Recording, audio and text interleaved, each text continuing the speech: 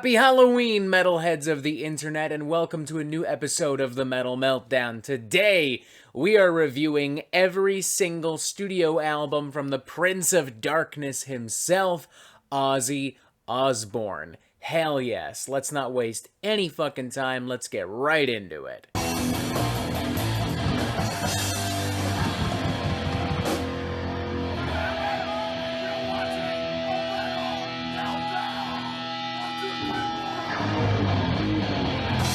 I'm gonna keep these on the whole time too, why not? It'll help me channel my inner Ozzy. I mean, in theory, I could accomplish the same thing by snorting piss off the sidewalk, but, you know, I don't really feel like doing that for very obvious reasons, so let's just stick with this. First up, we have Blizzard of Oz, released September 15th, 1980 via Jet Records. I'm sure, as you're all aware by now, previously Ozzy was the lead singer of this little itty-bitty band called Black Sabbath, who may or may not have invented the entire heavy metal subgenre, and may or may not be one of the most influential and popular rock bands of the 1970s. I don't know, maybe, possibly. But this is Ozzy's debut solo album, and in comparison to the bluesy, satanic drawls and grooves of Black Sabbath, this is a much more straightforward kind of 80s hard rock classic heavy metal sound. Complete with raunchy, silly, and often questionable lyrics, big stadium rock hooks and melodies, a warm, crisp production, and the guitar pyrotechnics of one Randy Rhoads, who I think at this point we can very safely say is right up there with the likes of Eddie Van Halen and Steve Vai as being one of the most influential and iconic guitarists ever. Some critics and historians have gone on to say that Randy Rhoads, in retrospect, may have intentionally or not laid down the groundwork for what is now known as the neoclassical metal subgenre. But let's just be honest, none of this would matter if the tunes didn't slap, and, you know, they do. They fucking slap hard. You've got the iconic Crazy Train, which to this day still fills me full of rage and energy and enthusiasm. Like, this is one of the ultimate party rock songs. You've got Mr. Crowley, which is still a genuinely somewhat horrifying track with its very ominous synthesizers, its blazing guitar work, and its very brooding melodies. You've got Goodbye to Romance, a surprisingly very somber and subtle ballad that utilizes some waltz-like rhythms. Even Suicide Solution is just so morbid and dark, it's hard to not find yourself really wrapped up in it. I would give this thing a 4 out of 5. I think it's a fucking great record. If for whatever reason you've yet to check it out, do so immediately. It is filled with some of the tightest and catchiest rock songs that you will find from the early 1980s. Next up, we have Diary of a Madman, released only a year later on November 7th, 1981, once again via Jet Records. And I don't think this is as strong as Blizzard of Oz right off the bat. This definitely doesn't have as many outright bangers and ragers, but it's still a pretty strong record from start to finish. Songs like Over the Mountain and Flying High Again and You Can't Kill Rock and Roll are a little bit more silly and tongue-in-cheek than, say, Crazy Train or Goodbye to Romance, but they're fun, you know, they've got some nice, bright, bouncy hooks and guitar riffs. I like how much more self-aware they are. I like how Ozzy's just like, yeah, I'm a fucking drug addict, I'm a fucking alcoholic, whatever, man. This is rock and roll. Let's just fucking party, dude. And of course, the album's title track, Diary of a Madman, is a legitimate fucking masterpiece. This song all by itself is a 5 out of 5 number.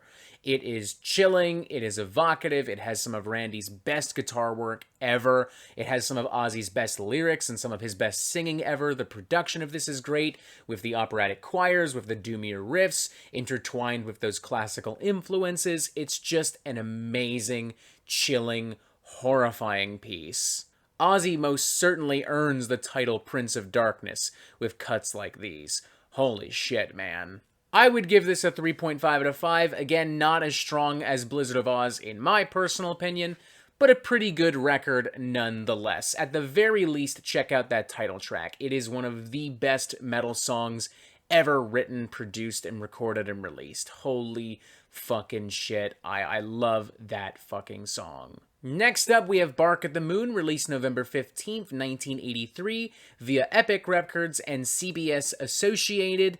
This is Ozzy's first album without Randy Rhoads, who unfortunately passed away during the Diary of a Madman tour. And not only has that directly impacted the size and the production and the songwriting, it's also impacted Ozzy's performance. He's not quite as enthused on some of these tracks as he was on Blizzard of Oz, on Diary of a Madman. It's worth noting as well that influence from like 1980s glam rock and glam metal and pop metal is very slowly starting to creep in more and more. There are more synthesizers on the record, and overall this thing does feel a little bit more fluffy and polished and synthetic in comparison to, again, Blizzard of Oz and Diary of a Madman. Does this mean it's bad? No, not really. There are still some strong numbers. I think Rock and Roll Rebel is fun, You're No Different is alright, and of course the title track is kind of an Ozzy classic at this point. But it's definitely not as exciting, not as triumphant, not as raucous, not as fun. I think I would go with a 2.5 out of 5 on this, and not an especially enthusiastic one, I suppose, all things considered. Next up, we have Speak of the Devil, released February 22nd, 1986, via Epic Records and CBS Associated. Ozzy has gone on record saying that this is his least favorite of his solo records, and honestly, I can kind of see where he's coming from, but we're gonna have to respectfully agree to disagree, because I think this is actually a pretty solid record. Not only does it better implement the synthesizers, the polished production, the glam and pop metal influence, but in general, it's just got a lot more spirit and vigor. Ozzy sounds alive on this album. Ozzy sounds excited. Maybe it's the drugs, I don't fucking know, but he sounds like he's really into what he's singing. A lot of the tracks are legitimately catchy to the point of being infectious. Shot in the Dark, in particular, has been lodged in my brain for years, ever since I heard it for the first time as a kid. Same goes for Lightning Strikes, Thank God for the Bomb, the title track Ultimate Sin, and Killer of Giants, which I would say is perhaps one of Ozzy's most underrated songs. Not every track is a certified banger, but the album as a whole is still filled with certified bangers, and I'd feel pretty comfortable giving this an enthusiastic 3.5 out of 5. Maybe not Ozzy's best album, but definitely not his worst. If you're looking for some really catchy, classic 80s pop metal, you really can't go wrong with this. Next up, we have No Rest for the Wicked, released September 28th, 1988, via Epic Records and CBS Associated once again. This is Ozzy's first studio album with his now longtime guitarist, Zakk Wylde, and it's kind of awkward. Zakk's very heavy and muscular guitar tone just does not, at this current moment, mesh with the more typical hard rock and glam rock melodies that Ozzy is singing, and it makes for some pretty clumsy material. Opening track Miracle Man is a great example. It has absolutely no impact or weight to it whatsoever. Although I'd say the worst offender is easily Crazy Babies. This isn't just the worst song on the album, it's one of Ozzy's worst songs altogether. But credit where it's due, there are still a few decent songs. Breaking All the Rules is kind of a dumb, edgy, meathead rock number, but it is fun, and I do also kind of enjoy stuff like Demon Alcohol and Fire in the Sky. I don't know, I think I'll go with a 2.5 out of 5 for this one. I think just like Bark at the Moon, it's kind of a transition album. There's been a big lineup change, and Ozzy's maybe just not 100% feeling the material, and as a result, the album just doesn't come out 100%. But despite that, hey, there's a few cool songs, so do with that information whatever the fuck you wish. Next up, we have No More Tears, released September 17th, 1991, via Epic Associated. And finally, ladies and gentlemen, we have arrived at what is, in my opinion, Ozzy's best solo album. Every track, banger. Every hook, fantastic. Every solo, rippin'. Every riff, iconic. The production is slick and mean and dark and mysterious. And even at an hour's length, not including bonus tracks and extended edition cuts and stuff like that, it doesn't feel bloated or fatty at all. In fact, it's a pretty smooth and seamless experience. Tracks like Mr. Tinker Train, I Don't Want to Change the World, Desire, Zombie Stomp are infectiously catchy. I also still really love the more evocative kind of guitar-driven power ballad of Mama, I'm Coming Home. Time After Time is a nice song that hits upon a lot of the same things that makes Mama, I'm Coming Home so great. Road to Nowhere is one of the best and most epic album closers I think you'll ever find on like a classic heavy metal record. And the title track, No More Tears, oh my god, what a fantastic number. In comparison to the rest of the album, which is some pretty high-octane, well-produced, like, late 80s rock and heavy metal, No More Tears is a very moody and shadowy and evocative cut. I would say aesthetically, spiritually, this has more in common with Typo Negative than it does, like, Ozzy or Black Sabbath or even some other 70s and 80s hard rock. Particularly with Ozzy's very menacing lyrics, his very sneering vocals, and the way that the synthesizers and guitars just build off of his energy.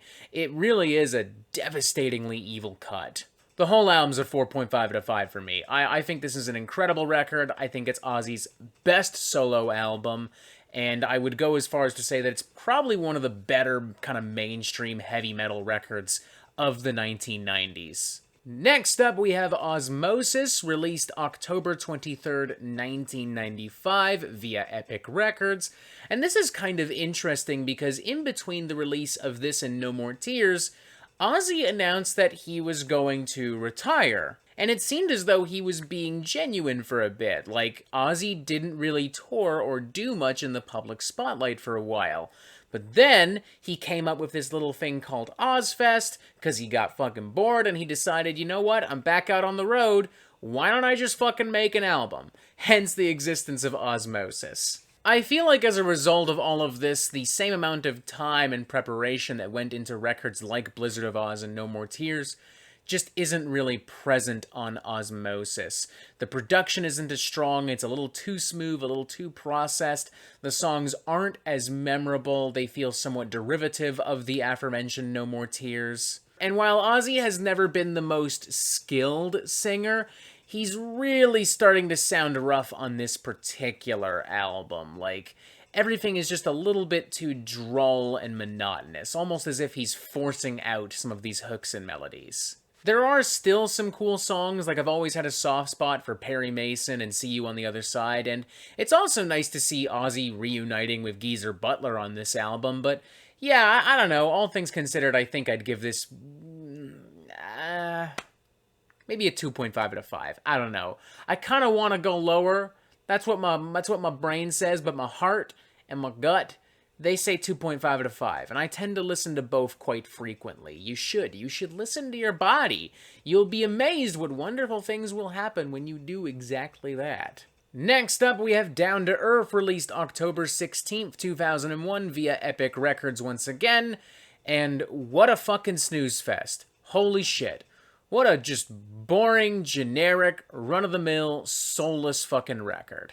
I don't know if it's the drugs, or Ozzy's age, or the fact that he's really busy with the Osbourne's reality show, which is starting up right around this time, or some toxic combination of all three, but I do know that regardless of whatever the reason is, Ozzy sounds tired, he sounds like he doesn't fucking want to be there, and this entire album feels as if we're just going through the motions. Like, we're doing this because it's expected, not because we actually want to do it. The production is totally flat, the songs are completely unremarkable and forgettable.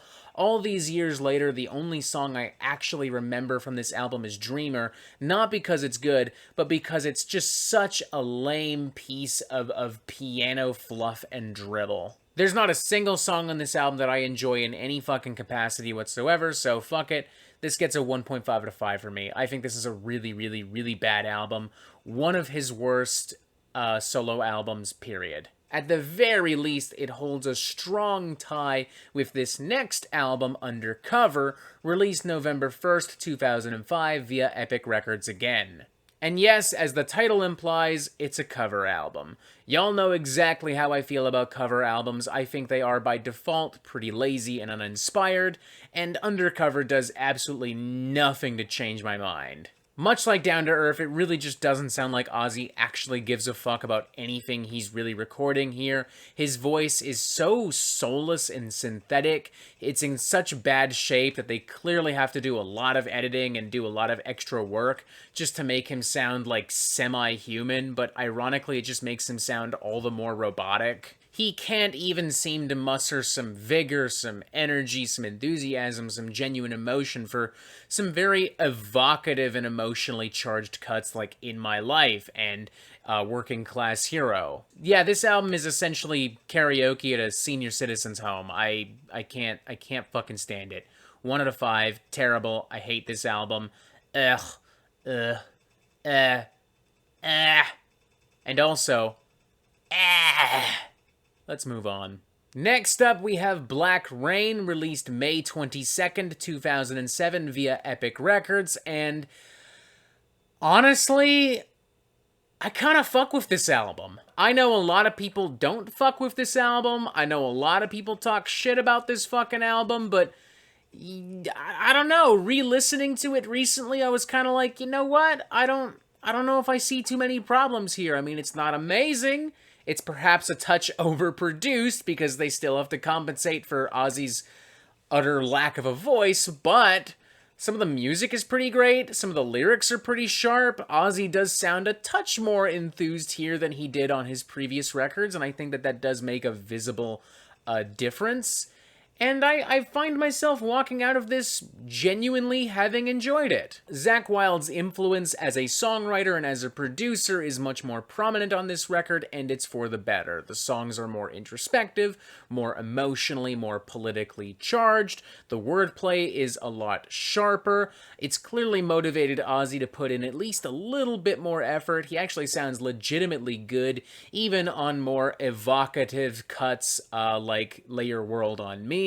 Tracks like 11 Silver, Civilize the Universe, and Black Rain are a lot more politically charged as Ozzy is talking about the Iraq War, the economic downturns of the late 2000s, environmental collapses. I mean, this is right around the point where we're starting to become really aware of global warming, and it's refreshing to see Ozzy kind of sound more involved with the world around him as opposed to just drinking and snorting cocaine with Motley Crue. And they're solid songs, they're poignant, they're provocative, they're impactful, and thankfully, even when Ozzy does go back to some more kind of dumb heavy metal buffoonery, it's legitimately pretty great. Like, I Don't Want to Stop is unironically one of Ozzy's best songs from this era.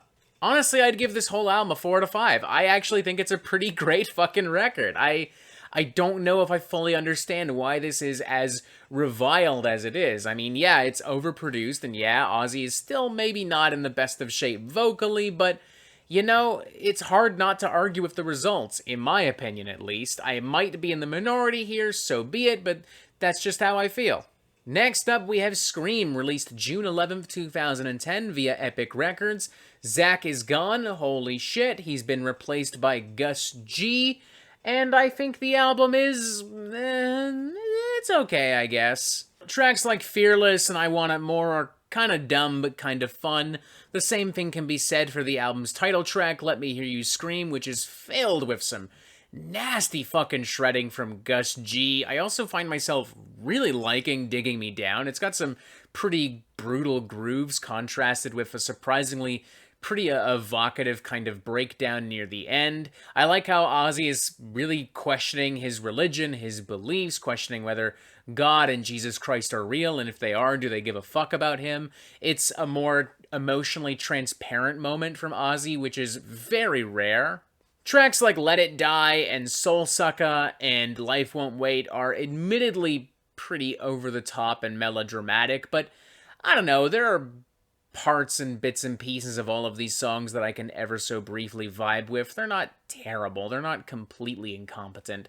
I'd say the bigger issue is the sound mix. It is just really kind of overblown and overwhelming. Like, it's very clear that Kevin Churko, the producer on this record, was just trying to make this album sound as big and gigantic as possible. He wasn't really concerned with how everything is going to sound in the grand scheme of things. He wasn't really concerned about guitars overpowering the bass and the drums. He wasn't really concerned about how compressed it would feel and how irritating and grating this might be on an especially high volume. It's kind of a problem that Kevin has with a lot of the albums he produces.